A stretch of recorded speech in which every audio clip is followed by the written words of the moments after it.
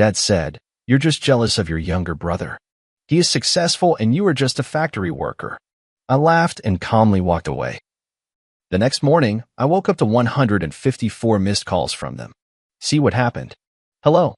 Thank you for your continuous support. This means a lot to us.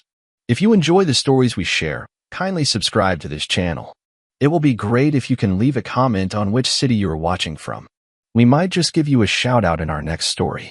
Today's special shout out goes to Sam Milner from Liverpool, England. We are glad you enjoy our stories. Now let's dive into the details of today's story. I never liked family dinners. They weren't about catching up. They were a stage for my parents to parade my younger brother Ethan like some golden trophy while I sat there, the scratched-up consolation prize. That night, though, something shifted. I didn't know it then, but it was the last time I'd let their words just roll off me. I pulled into the driveway of their house, a two-story relic they'd stretched themselves thin to keep around 6. The porch light flickered like it always did, a little detail I'd stopped mentioning years ago. Inside, Mom was fussing over a pot of spaghetti, her apron dotted with sauce, while Dad hunched over the kitchen table, muttering about the electric bill. Ethan lounged on the couch, scrolling his phone, his new leather jacket slung over the armrest like a prop. He'd been home 2 minutes and already owned the room. "Hey, Mark," he said without looking up. "Factory still grinding you down?"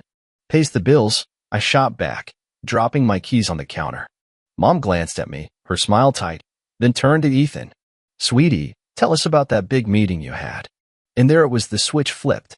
Ethan straightened up, grinning like a kid who'd aced a spelling bee. "Oh, it was huge. The CEO loved my pitch. Said I'm on track for a VP spot by next quarter. Might even get a company car out of it." His voice had that polished edge, the one he'd been perfecting since he landed that tech startup job 2 years back. At 24, he was their dream come true. Me?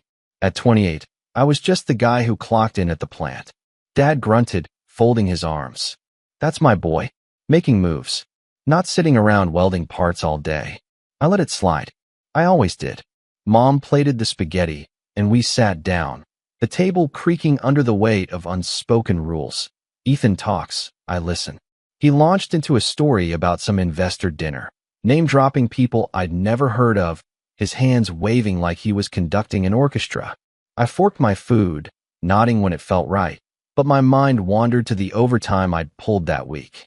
12-hour shifts, sore hands, and a paycheck that didn't lie. It wasn't glamorous, but it was mine. Then I made the mistake of opening my mouth. "Got a raise today?" I said, casual, like it was no big deal. "Foreman said I've been solid on the line." Mom blinked at me, then turned to Ethan. "That's nice, honey." "Ethan, what about that bonus you mentioned?" Ethan smirked. "Yeah, about that. 5 grand, just for closing a deal last month. Bought this watch with it." He flashed his wrist, the silver glinting under the kitchen light. "You should see the looks I get at the office." Dad chuckled, proud as hell. I chewed my spaghetti, the taste flattening in my mouth.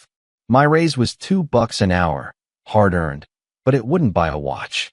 It'd keep my rent paid, though, and that was enough for me. The night dragged on, Ethan's voice filling every gap. I stayed quiet, picking at my plate, until Dad leaned back in his chair, eyeing me like I'd tracked mud on his floor. "You ever think about doing more, Mark? Ethan's out there killing it, and you're, what? Still hauling steel. Somebody's got to make the world run," I said, keeping my tone light. It was my go-to shield, the one I'd worn since high school when they started pinning their hopes on Ethan's straight A's and my B's got shrugs. Dad snorted. "Yeah, well, you're just jealous of your younger brother. He's successful and you're just a factory worker." The words hit like a slap, but I laughed. Not a bitter laugh, just a short, sharp one that surprised even me. It echoed in the room, cutting through Ethan's latest brag about a corner office. Mom froze, her fork halfway to her mouth. Ethan raised an eyebrow, like I'd finally lost it. Dad just stared, his jaw tight. I stood up, chair scraping the floor. "Guess I am," I said, voice steady. "Night, everybody." I grabbed my keys and walked out, their silence chasing me to the door. No yelling, no apologies, just the hum of the TV fading as I stepped into the night. Back at my apartment, I kicked off my boots and sank onto the couch. The place was small, cluttered with tools and takeout boxes, but it was mine. No loans, no lies, just a life I'd built. I scrolled my phone, ignoring the buzz of a late call from Ethan. Probably wanted to gloat some more. I let it go to voicemail, figuring I'd deal with him tomorrow. Lying in bed, I replayed Dad's words. Jealous? Maybe once, when Ethan got the scholarship and I got a toolbox. But now? I had my hands, my job, my quiet. Ethan could keep his spotlight. I didn't need it. Still, that laugh stuck with me, replaying in my head like a warning I didn't yet understand. I fell asleep with the TV flickering, some late night ad about car insurance droning on. The world felt normal then, steady. But by morning, those 154 missed calls would tell me it wasn't. That dinner wasn't just another jab. It was the last time they'd see me as just anything. I woke up to my phone buzzing like a chainsaw. The screen glowed in the dark, 6:47 a.m., 154 missed calls. My stomach dropped. Nobody calls that much unless someone's dead or the world's ending. I rubbed my eyes, squinting at the log. Mom, Dad, Ethan, repeat. Voicemail stacked up like a bad debt. I hit play on the first one, Mom's voice shaking through the speaker. Mark, it's all falling apart. Ethan's lost his job, and the house, oh God, call me back. She was sobbing by the end, the line cutting off. Next, Dad, where the hell are you? We need you here, now. Ethan's was last, quieter, clipped. Mark, it's bad. Just come over. I sat there, phone in hand, trying to piece it together. Last night, Ethan was king of the world. Dad was throwing punches at me. And now this? I yanked on yesterday's jeans, grabbed my keys, and headed out. My truck rattled to life, the engine coughing like it knew something I didn't. The drive to their house took 15 minutes, but it felt longer. My brain spun, job loss, house trouble, what tied it all together? I pulled up to see Mom pacing the front lawn, her hair a mess, Dad's old Buick still in the driveway. Ethan leaned against the porch rail, staring at his shoes. The for sale sign stabbed into the grass hit me like a brick. That wasn't there last night. Mark. Mom rushed me as I stepped out, her hands clutching my arms. They're taking the house. The bank, they sent a letter. We're behind. And Ethan, she choked up, pointing at him like he'd set the place on fire. Slow down, I said, peeling her off me. What happened? Dad stormed out the front door, his face red, a crumpled paper in his fist. What happened? Your brother's a damn fraud. That's what. His big shot company tanked, and he's got nothing. Ethan flinched, but didn't look up. It's not my fault. The investors pulled out, someone leaked fake numbers, and fake numbers. Dad cut in, voice booming. You said you had it handled. You said you'd take care of us. I held up a hand. Somebody start from the top. Ethan, you first. He sighed, finally meeting my eyes. The startup, it's done. They fired me last night. Some whistleblower claimed we cooked the books, revenue stuff. I didn't know, I swear. But the board pinned it on me. I'm out. And the house? I asked, nodding at the sign. Mom jumped in, her voice cracking. We missed payments. Months' worth. Ethan was supposed to help, but now she trailed off, tears spilling. Dad shoved the letter at me. I skimmed it, mortgage company, final notice, sale pending. They'd been drowning, and I hadn't seen a ripple. How long's this been going on? I asked. Long enough, Dad snapped. We figured Ethan's bonus would cover it. He kept promising. Ethan kicked the rail. I thought I'd get it. I didn't know they'd cut me loose. I stared at them, Mom trembling, Dad fuming, Ethan shrinking.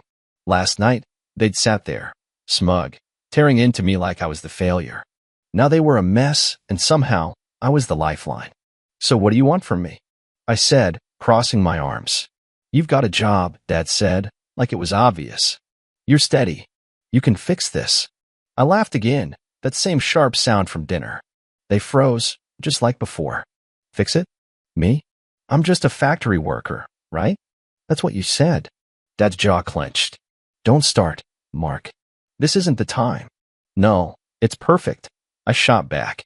You've been riding Ethan's coattails, and now they're gone? You're looking at me? What am I supposed to do, magic up a house payment? Mom grabbed my sleeve. Please, Mark. We'll lose everything. I pulled away, stepping back. You already did. The words hung there, heavy. I turned to my truck, needing air, needing out. Ethan called after me. Mark, wait. I'm sorry, okay? I stopped, didn't turn. For what? The job or the lie? He didn't answer. I got in, slammed the door, and drove. My head was a storm of anger, guilt, something else I couldn't name. I remember the years they'd brushed me off. Ethan's graduation, Mom and Dad shelling out for a party while I worked doubles to buy my truck. My high school job fixing their roof, no thanks, just Ethan's got finals. I'd been invisible, and now I was their savior? I ended up downtown, past the old tech hub where Ethan's crew used to strut. Layoff notices plastered the windows. His world was crumbling wider than just our house. My phone buzzed again, Mom, probably. I let it ring. The factory loomed ahead, my shift starting in an hour. I'd go in, punch the clock, keep my life moving. They'd built their castle on sand, not me. But as I parked, that voicemail from Ethan nagged at me. It's bad. How bad? I didn't know yet. Part of me wanted to leave them to sink, let them feel the weight they'd dumped on me for years. But another part, the part that still saw Mom's tired eyes and Dad's slumped shoulders, wouldn't let go. I gripped the steering wheel, caught between running and turning back. I didn't decide then. I just got out and walked into work, the hum of machines drowning out their chaos. But it wouldn't stay quiet for long. I didn't expect Ethan to find me. After that blowout at the house, I figured he'd hole up somewhere, licking his wounds, not chase me down like a kicked dog. But there he was, sliding into the diner booth across from me, looking like he hadn't slept. It was late afternoon, my shift at the factory done, and I'd stopped for a burger to clear my head. The grease-stained menu was still in my hands when he sat down, his fancy jacket swapped for a wrinkled hoodie. You didn't answer my calls, he said, voice low, eyes on the table. Didn't feel like it, I replied, tossing the menu aside.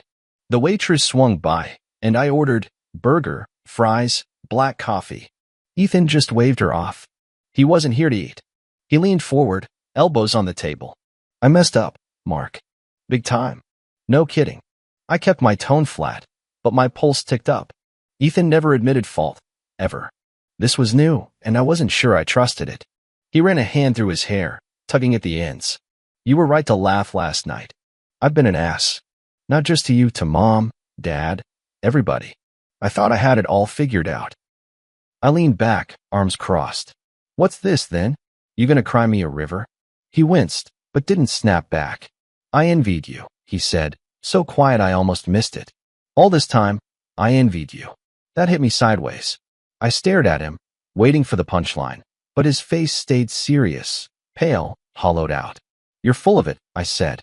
You've got the job, the car, the watch. I'm the one punching a clock. Had, he corrected, bitter. I had those things, and they didn't mean squat. You've got something real, steady, solid. I was running on fumes, pretending I was some hotshot. The startup was a pressure cooker, Mark. I faked half the crap I told Mom and Dad just to keep them off my back. I didn't say anything. The waitress dropped my coffee, and I gripped the mug, letting the heat burn into my palms. Ethan kept going, like he'd been holding it in too long. I told them I'd cover the mortgage, he said. After that bonus, I thought I'd keep raking it in. But the company was a house of cards, fake numbers, shady deals. I didn't cook the books, but I didn't ask questions either. When it crashed last night, they made me the fall guy. Fired me over a damn email.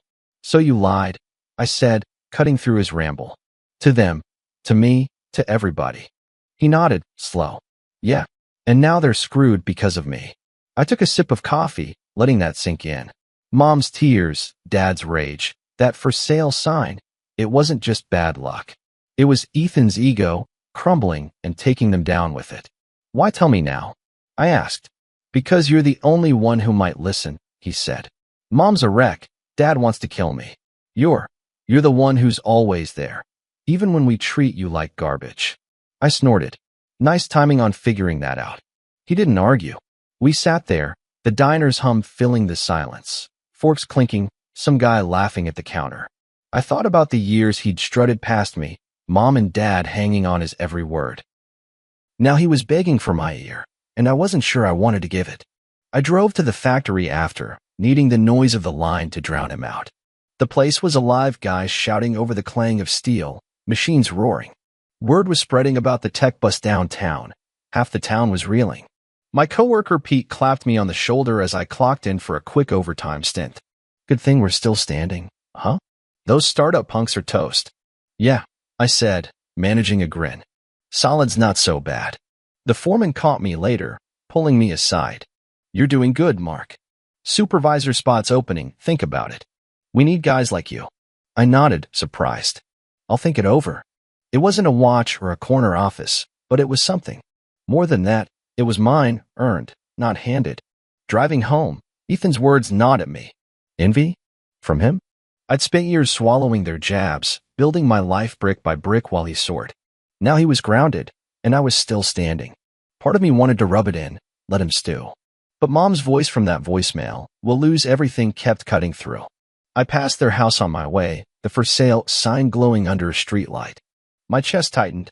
Back at my apartment, I paced, keys jingling in my hand. They'd built their mess, not me. I could walk away, let them figure it out. Dad's pride, Ethan's lies, Mom's blind faith. But I saw her clutching my arm, Dad's slumped shoulders, Ethan's hollow stare. They were family, flaws and all, and I hated that it still mattered. I stopped, staring at my toolbox by the door. Steady, solid, that's what Ethan called me. Maybe he was right. Maybe that's why they needed me now. I didn't know them, but I wasn't sure I could turn my back either. Not yet. I grabbed my phone, thumb hovering over Mom's number. I didn't call not then. Instead, I sat on the couch, burger wrapper crumpled beside me, and let the choice simmer. Ethan's confession had cracked something open, and I wasn't sure what came next. But I knew one thing. The next move was mine. I couldn't sleep that night. Ethan's confession rattled around in my head, mixing with Mom's pleas and Dad's barking. By morning, I'd made up my mind, not out of pity, but because I was tired of watching them flail. If I was going to step in, it'd be my way, not theirs. I showered, threw on a clean shirt, and drove back to that house with the for sale sign taunting me from the lawn. Mom opened the door before I could knock, her eyes puffy, a coffee mug trembling in her hand. Mark, thank God. We've been calling, I know. I cut in, stepping past her. Dad sat at the kitchen table, the mortgage letter creased in front of him, while Ethan slumped on the couch, scrolling his phone like it'd save him. The air was thick with desperation, and I wasn't about to let it choke me. Put that down, I said to Ethan sharp. He looked up, surprised, but dropped the phone. I turned to Dad. You too. No more yelling. We're talking this out. Dad bristled, his mouth opening, but Mom shot him a look. Greg, let him speak. That was new, her picking me over him. He shut up, arms crossed. I laid it out fast. I've got savings, $5,000 from overtime and cutting corners. My raise kicks in next month, and the factory's offering me supervisor. I can talk to the bank, see if they'll renegotiate the mortgage. But I'm not bailing you out for free. What's that mean? Dad asked, eyes narrowing. It means I move in, I said. We split the payments, me, you, Mom. Ethan gets a job, pulls his weight. No more handouts, no more promises. That's the deal. Dad laughed, short and bitter. You're moving in? Bossing us around in our own house. It's not yours if the bank takes it. I snapped back. You've been coasting on Ethan's lies, and I'm the one with cash and a paycheck. You want to keep this place? This is how. Mom clutched her mug tighter. Mark, we're sorry. We didn't mean to. Save it. I said, softer but firm. I don't need apologies. I need you to say yes or no. Ethan piped up, his voice shaky. I'll do it. I'll work. Whatever you need. Dad glared at him. You? Work? You couldn't hold a job with a leash. Enough, I said, slamming my hand on the table. The sound cracked through the room, and they all flinched. I'm not asking Ethan to run the world. I'm asking him to show up. And you, I pointed at Dad, stop acting like you're above this. You're not. Silence hit hard. Mom nodded first, slow, like she was testing the water. Okay, Mark. We'll try. Dad didn't budge, his jaw tight. But he didn't fight either. That was as good as I'd get. I grabbed my keys. I'll call the bank. Be ready to sign whatever they send. The meeting was at noon. I walked into the branch downtown, my work boots thudding on the tile, feeling out of place among the suits. The loan officer, a guy named Harris with a clipboard and a tired smile, pulled up their file. For months behind, he said, tapping his pen. Sales set for next week unless you've got a miracle. I've got $5,000 and a steady job, I told him, sliding my pay stubs across the desk. Union gig, supervisor track. I'm moving in, splitting costs. Can you rework it? He skimmed the stubs, eyebrows lifting. Factory, huh? Rare to see stable income these days with the tech mess. He punched numbers into his computer, muttering about rates. After 10 minutes, he leaned back. I can push the sale off, reset the terms. You cover the $5,000 up front, keep payments current. We're good. But it's tight, miss one, and it's over. I won't miss, I said, signing where he pointed. My savings were gone in a pinch-stroke, but the house was safe for now. Back home, my old home, I guess Ethan met me at the door. You did it. Yeah, I said, brushing past. You're starting at the factory. I vouch for you, entry-level, third shift. Don't screw me over. He swallowed hard. I won't. Thanks, Mark. Don't thank me yet, I said. Prove it. Dad stayed quiet as I hauled a duffel bag into my old room upstairs. The walls still had my high school posters, Metallica, a faded Mustang ad. I unpacked, finding an old photo under the bed. Me and Ethan, maybe 10 and 6, grinning at a lake with fishing poles. I stared at it, the edges worn, wondering where those kids went. Mom knocked, peeking in. We're grateful, Mark. Really? I set the photo down. Just stick to the plan. She nodded, backing out. Dad cornered me later in the hall, his voice low. I don't like this, you running things. But I'll play along. Good, I said, meeting his stare. Because I'm not asking. That night, I lay on the creaky twin bed, the house settling around me.